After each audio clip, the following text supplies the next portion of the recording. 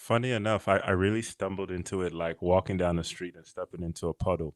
But this was a good one. And I previously used to work in luxury goods. And essentially, from dealing a lot with, people, helping people fulfill their known and unknown desires, after spending a lot of time on Twitter, I just found that this idea of community building was something that I was good at, not only because I can interact with people very well, but I'm also capable of, I guess, reading the known and unknown desires that people have. And it just translated into community building and nurturing. Oh, reading the unknown desires of people. That's a superpower. Thank you. Thank you. Thank you. So, what would you say community actually is? Can I have a community with two people? Oh yeah, definitely. It actually, to me, like my definition of it is it's the minimum of a pair of people with conviction around a shared context and consistently interacting to achieve your goals. All communities, I believe, always start with at least two people. Yeah. Wow. Okay. I'm saying wow because I like to be right, and I was right on. I'm glad I can agree with you on that. Yeah, the key thing there are those three things for me. With my definition is conviction, shared context, and consistently interacting. Okay. Is there a best place like on social to hold your community? That's a really, really good question, Erica. To be frank, it really depends, and let me explain why with a bigger picture. First of all, the definition I have of community, I call it my three C's definition, which is conviction, shared context, and consistency. And when I say that, that just means that a community can exist. But the idea of where you set up your community really doesn't depend on the community builder. It really doesn't start with that person building the community. It starts with the members. And so the problem I've often noted clients having is okay, they understand the idea of community. They want to use it to do different things for their SaaS business, for their philanthropy, for their cause, whatever it is.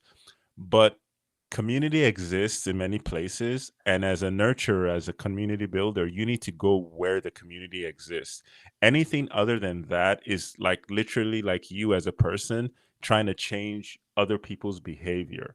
So if your community exists on Reddit, you probably want to spend a lot of time on Reddit, um, gathering and nurturing that community. There are ways for you to like give people bridges to different platforms like Discord or Slack or whatever. But as a principle, you literally want to start to fish where the fishes are. So this idea of starting a community and just saying it's going to be on Slack, not always a good idea if the members of your target community typically hang out on Twitter.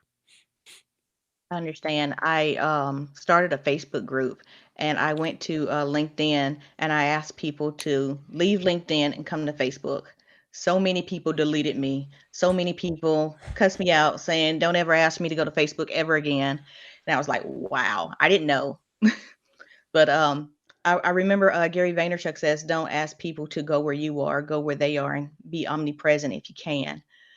Yeah. So, yeah. Yeah. So what you Yeah, says it's no really resonated me. I learned my lesson. yeah, yeah. I mean, it's no different. It's almost like, going to a restaurant and, it's the person's first time at the restaurant. The restaurant, serves, I don't know, meat, whatever meat, chicken or whatever. But, the client comes in and all they want is fish. If it just doesn't match, they're not going to stay. So you need to think about communities just like that. That makes sense. So when in a community and it's all about the people, are you doing any kind of surveys to get the right people in, or you just should be really clear on your target audience? Yeah, that's a very good question. So the way I look at it is I look at communities, community building, community nurturing, kind of like you would look at the laws of attraction. And the best way for me to explain it is like, in principle, number one, you want to attract the right people to your community, like the people that want to be there. So imagine your community is like an island, like you're a resort island, right? And you've got a lighthouse, right? If you're doing the right thing, you want your lighthouse to shine so bright that it attracts the people that want to be there. And in many ways, your island is like a place of refuge. Your community is a place of refuge for them. And so when you're thinking about, attracting people to your community, um, also understand that people have a need for the refuge of your island. And so don't worry about trying to get like every single person in the world to join your community. Worry more about the right people that need what you have to offer, the refuge that you have to offer. It's almost like you're an island or a lighthouse, and there are people in the water without boats, and your community is sending out boats to get those people, and that's how I would look at it. Another way to look at it is when you think of like planetary systems. So my community consultancy is called TheOrbit, and it's kind of the same way we look at helping companies and um, um, personalities build communities. And what it essentially means is that me, are the companies we deal with, our competitors, our customers, we're all different bodies in motion in a system. Think about it like a planetary system, and every one of these bodies gives off gravitational energy.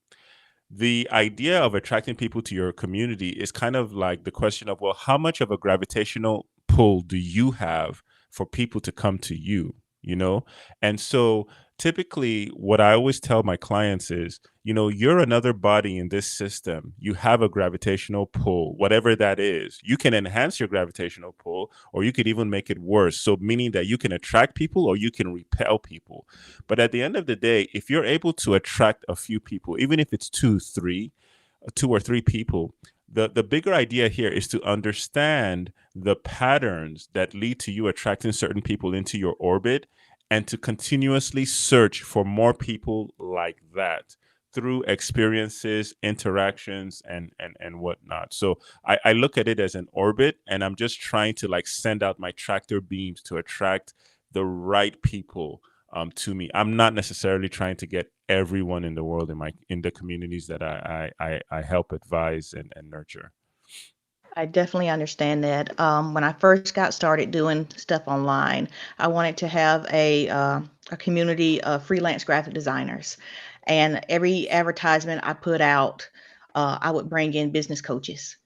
And I was like, "I'm glad you're here, but why are you here?" And they would tell me that the content I was putting out worked for business coaches, and I was like, "Oh, I didn't realize that." So now when I look for my target audience, I will ask my phone, um, where can I find business coaches? Where are the top 10 Facebook groups I could find business coaches? And it'll give me a list, and I'll go to those lists and I'll put out content for business coaches. And in return, it'll what I get back is event planners. So I'm still fine tuning it, but Yeah, like you said, whatever you put out is what you get in. So the yeah, content that I'm putting out is for how to's of event planning. And I just now realized that yesterday that what I put out is what I'm getting back in. So yeah, yeah. I definitely understand that. If I could give you a framework here, and I'm going to talk about the three C's. I have this way of thinking about what I call exceptional communities, because essentially with the clients that I work with, we're not just trying to quote unquote check the box and build a community and nurture one. We're trying to really like help facilitate an exceptional one. And here are like three things that I'm always looking for or planning around to build an exceptional community. So, if you take your example of the clients you wanted to reach out to freelancers, you ended up getting like business coaches. Okay. Let me just kind of address the result of getting business coaches, and maybe you'll be able to break down what you did to understand what you did, so that maybe if you want to change it, you can get other types of personalities. So the first part of the three C's of exceptional communities is context. So context really is kind of like, if you imagine, let's say you were really going after business coaches, right?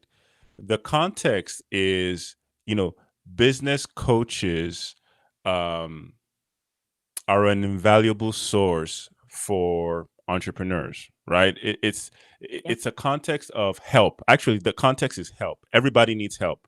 So that's a shared context. Everybody needs help. Now, the next level of the three C's for exceptional communities is conviction. And this is kind of like a belief around the shared context. Like, everybody needs help. Now, I'll go specific. Entrepreneurs need help from business coaches who can, help them accelerate their startups, right? They need business coaches with them along the way. So you have a shared context of people need help. Then you go deeper and you have a belief around the idea of the value that business coaches offer entrepreneurs. So it's a belief and there's a conviction around it. The last piece of my three C's model around nurturing communities is this idea of consistency.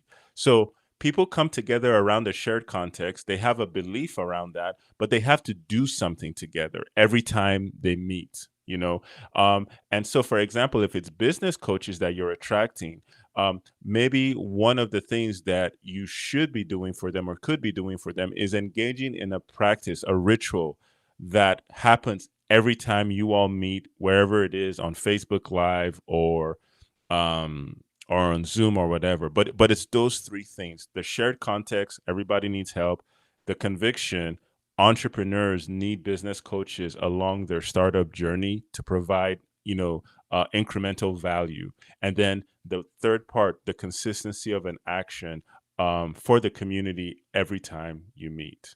Does that make sense? It does make sense. Mm, yeah. Yeah. So, what I was putting out, I love LinkedIn. So I asked LinkedIn search for freelance graphic designers. It gave me a list. I connected with that list. I put out a LinkedIn event page. I asked that list, would they like to join for a webinar about, I think the first topic was knowing what to price your services for. So, a good many graphic designers did show up, but I did have at least two business coaches on that one too. I think I did this four times. So I did like four webinars about freelancers. But each time a business coach would show up, they would ask, how was I hosting these webinars? What software was I using? And how do I get it to automate itself? So nothing to do with Mm, graphic design yeah. or freelancing, but they were asking a lot of how do I put this stuff together. So That, you know what, that brings me to something I wanted to mention. So I talked about exceptional communities and the three C's kind of like definition. But, it kind of brings me, and I want to highlight this. Well, there are a couple reasons why people join communities. Of course, the easiest one is to talk about like self actualization. Like, I want to become something, and being around other people like that will help me do that. You're the average of the closest people around you, right? Okay. yeah. Another idea, but kind of I don't want to say it's lesser, it's quite as important, but people don't really see it this way, is loneliness. A lot of people, especially in our online world today, are lonely. And so being around other people like them with shared context, beliefs, or experiences kind of really lessens that. Now, I've mentioned two ideas why people join communities: self-actualization and the idea of combating loneliness. But I'll tell you this, the major reason I've found dealing with clients, it's a great reason and a huge lever for nurturing communities. People have questions. People have questions that they need to ask or that they need answered. And if you simply focused on that, for example, when you had those business coaches saying, "Hey, how are you doing this live stream? How are you making it automated? How are you," like, right there, you already have the seeds of a community with the questions that these personalities are asking you. So if you focus on those questions and you consistently answer more questions in that like area of expertise, you will literally attract more, of the people that need that question answered. It's kind of a hack to creating your lighthouse, and questions are a great way to see the community, especially if you're a facilitator that is helping your members answer these questions. I do believe that. So the content I put out now is a lot of how-tos for events.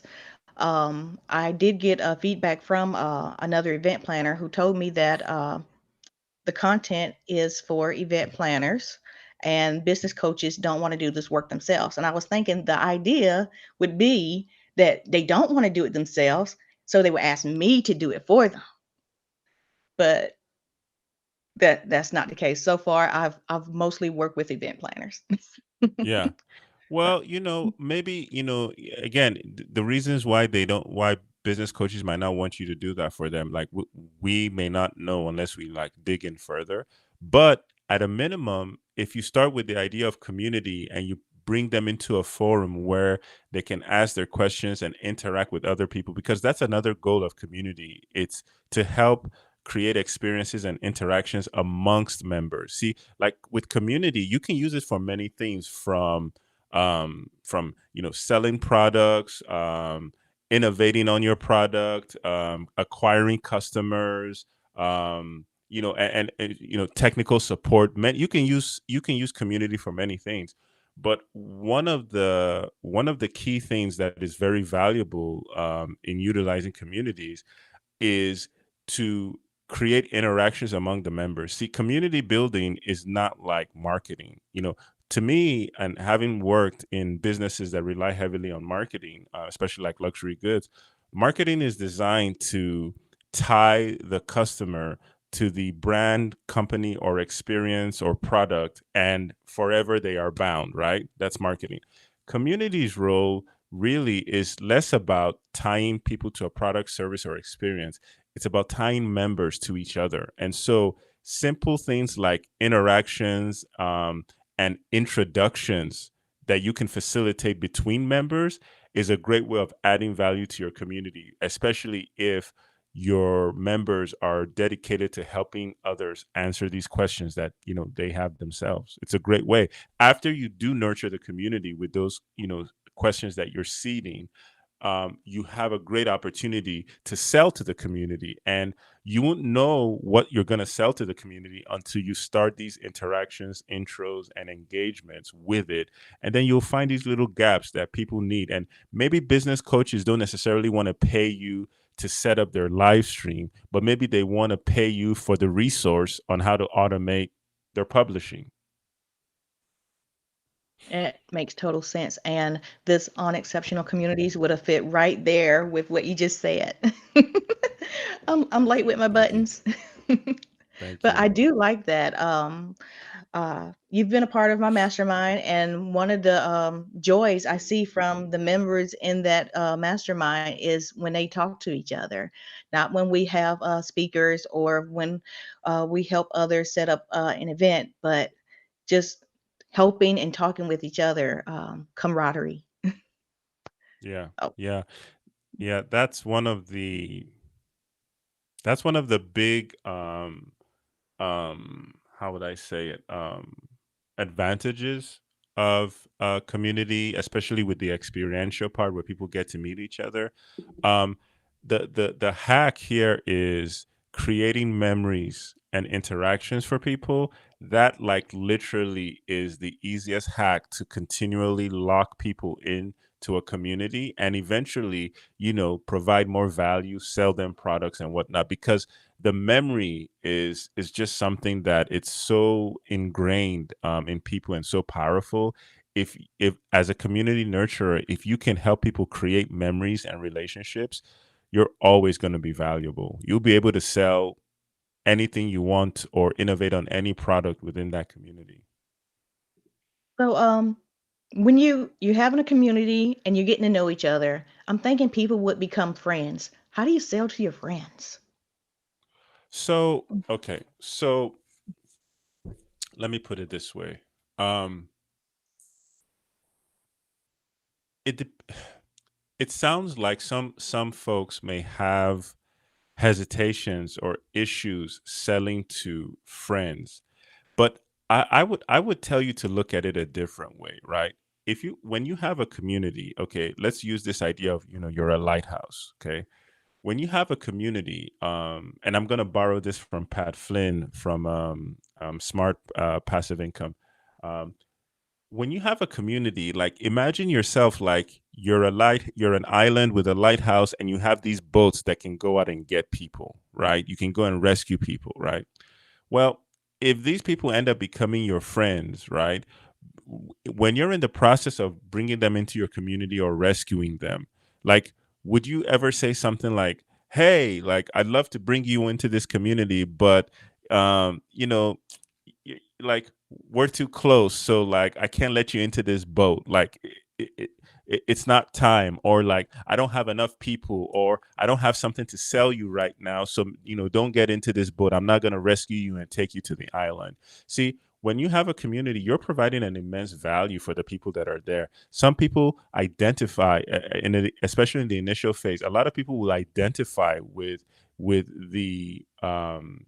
the culture of your community, like the value of it, right? So don't look at it like you're having a difficult time selling to friends. Look at it like you're providing something of value to people that actually need and want it. Okay, the community comes together and they interact and they have these experiences and relationships. But selling is not really a bad thing, especially when you're providing value. Like if you're friends with all these business coaches, right?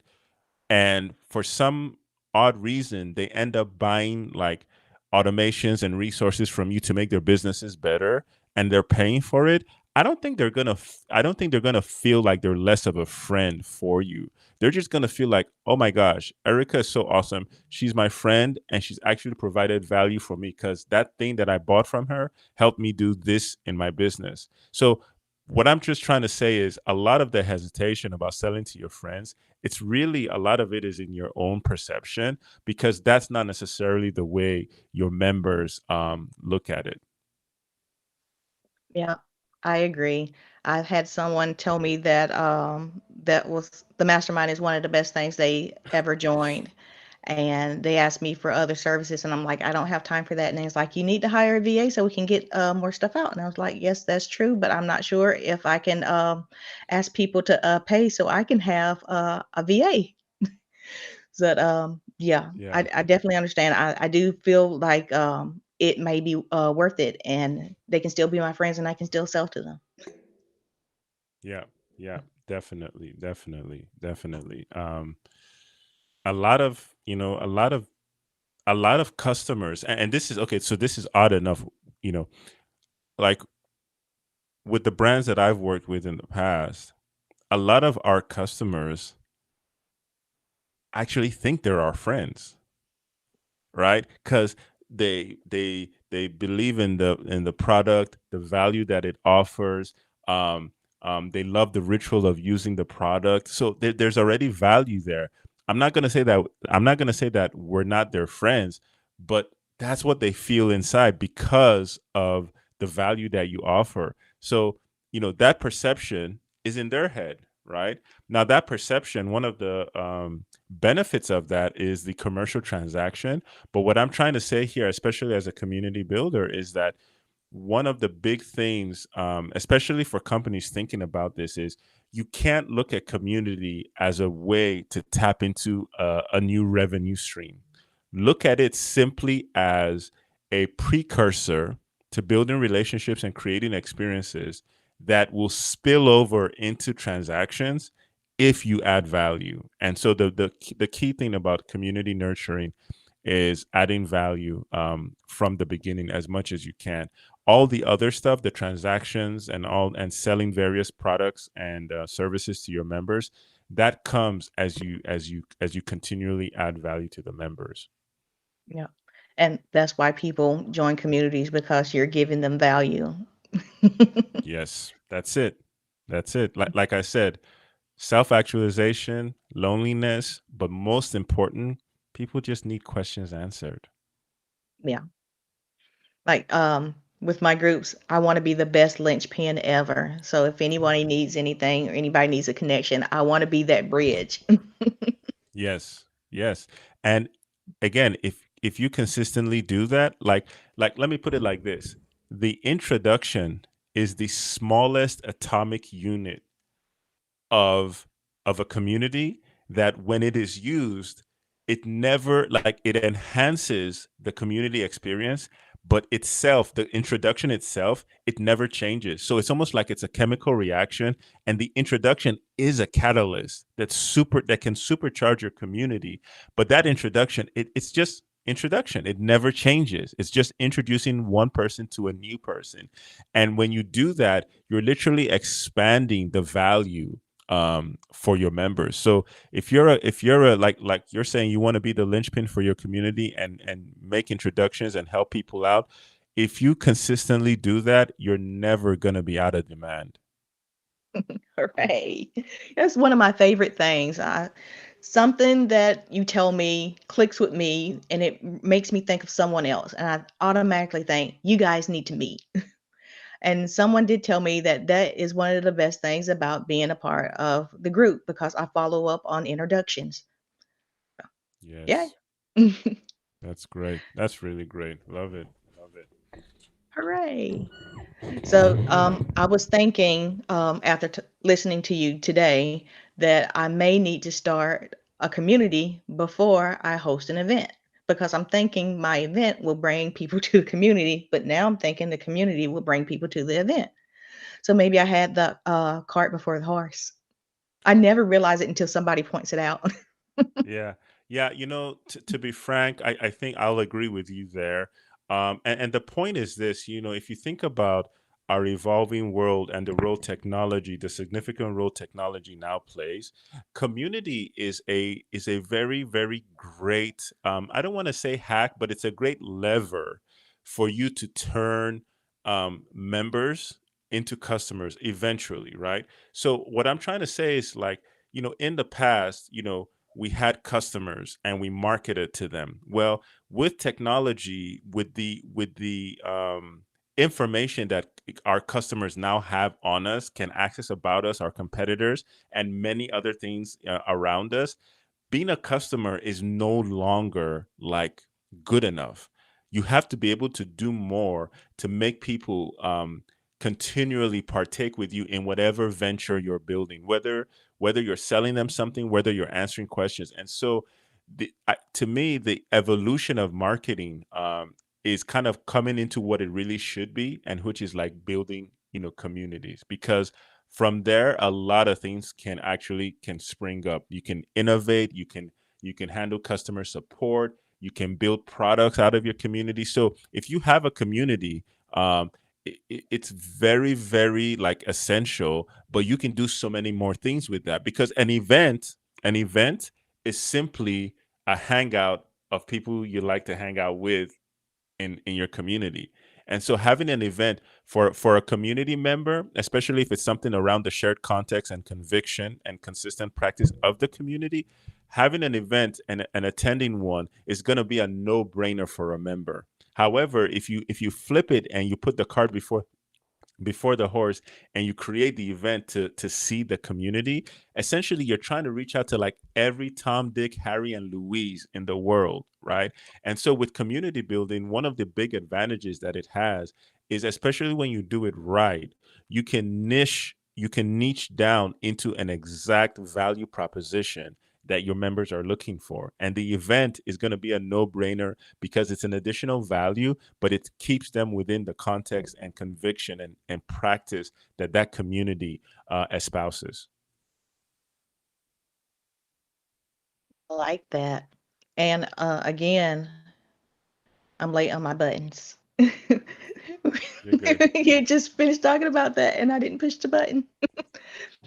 Like, I'm paying attention, but I am not paying attention to my buttons. You're good. You're good.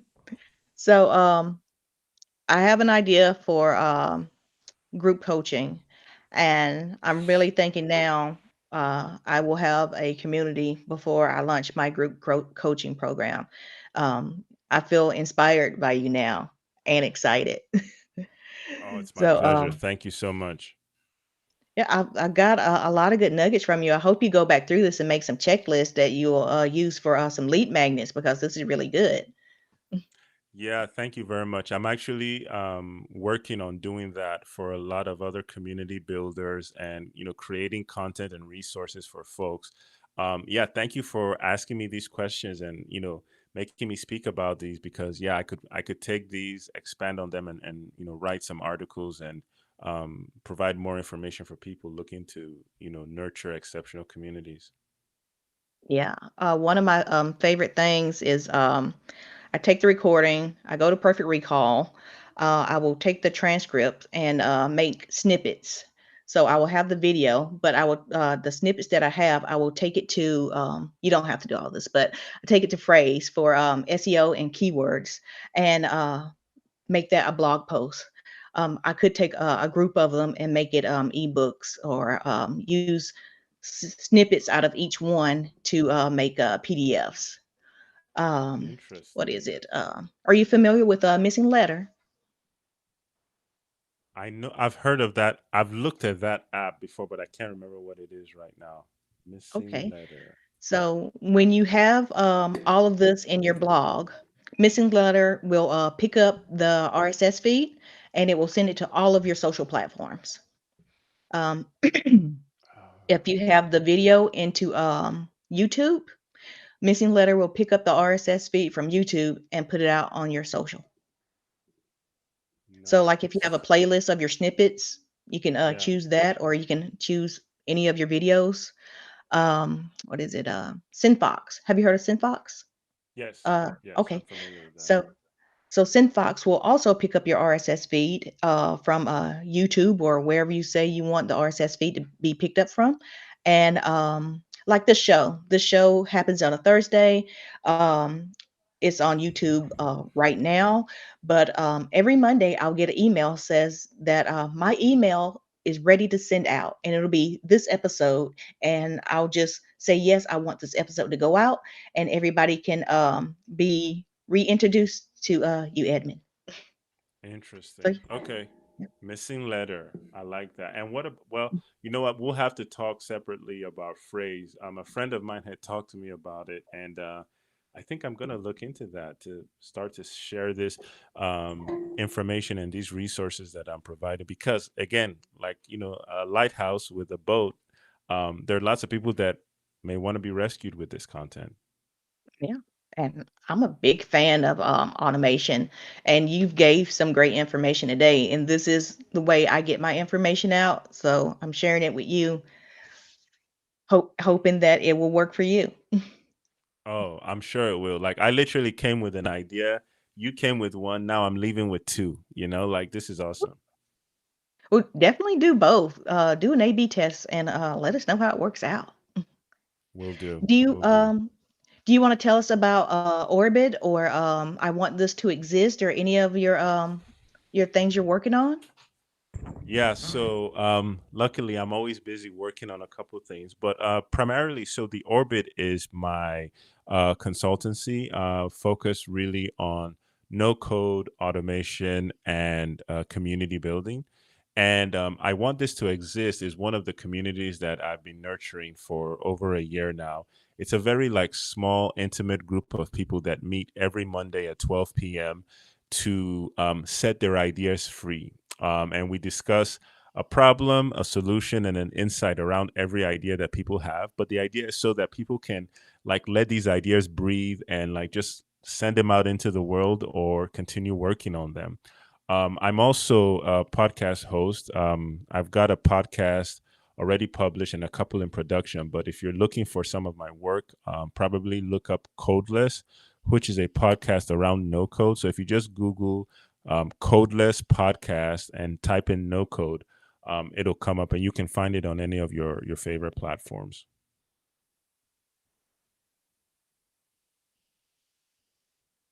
Yeah. Trying to think of what else I'm doing. I've also got some other concepts I'm working on, but probably my next podcast will be on community building, and it'll be called Catalyst. I like that. I'm excited about that. You got a wait list for that I can join? Yes, I don't really put it out there, but yeah, if you're interested in any of the work that I'm doing, you can go to theorb.it. So it's like the orbit. So actually, sorry, join theorb.it. And there's a form that'll pop up, and you can literally like subscribe to be added to the folks that'll get this information, as it goes out. I think I have it. You let me know if this is right. Join theorb.it. Oh, dot it. Almost. Let's see, dot it. So, you said every Monday at 12. Is that Eastern Standard Time? Yeah, every Monday at 12 Eastern Standard. I want this to exist. Gets together. We get together over Zoom. If folks are interested in joining, you have to go to jointheorb.it. And, typically it's just a place to come and set your ideas free. And a lot of times, all the time, we always are sharing input and feedback on these ideas. They're broken down into problems, solutions, and key insights, and so we come together to share these ideas, set them free. And, sometimes we get such good feedback, we kind of know where we're going to go with this idea next. So it's just a really great group of folks that come together to help each other out every Monday at 12 Eastern. Sounds like you're providing them with follow through. I like that. Everybody could use some Yeah. follow through. Yeah, we all do. We all do. It's so easy to come up with an idea, but knowing whether or not to execute, how you could do it better, I think that's a team effort. Yeah. I had once asked for some follow through and energy for Christmas, and my mama told me that she has no idea how she could get that for me, but I just found it. Join the orbit. Thank you. Thank you. Awesome. Thank you so much. This is great. So, anything we need to know about building a community before we let you go? I would bring it down to, make sure you understand the context, the shared context of your community, the conviction or belief people have about why they're in that community, and you need a consistent practice that people engage in on a regular basis within that community. Those three things. And if you're looking at seeding your community, the most important thing you can ask about the types of people to join your community is understanding the questions that they want to that they want answered or that they want to ask. If you can provide an outlet for them to do that, you're definitely on your way to having a community. And lastly, make sure you're always introducing members of the community to each other. It's the ultimate hack to growing it, but also to attracting more of the people that value your community. Is the ultimate hack to attracting more people like that into your orbit. I like that. That is a very valuable checklist. So, yeah, I hope you do make a PDF of that, and I hope you make a video snippet of that and send that out into the world. All right, that's my homework. That's my assignment. All right. Let people know where they can find you on social. What's your favorite Yeah, social best place platform? to best place to find me is Twitter. My Twitter handle is at Edmund Amoye. So it's Edmund with a UEDMUND and then AMOY as in yellow and then E as in elephant. At Edmund Amoye on Twitter. All right. Well, thank you for your time, Edmund. I appreciate you coming on and sharing your insights about community. I've definitely Uh, learned some stuff. Thank you very much, Erica. I look forward to talking with you in the future. Really appreciate this today.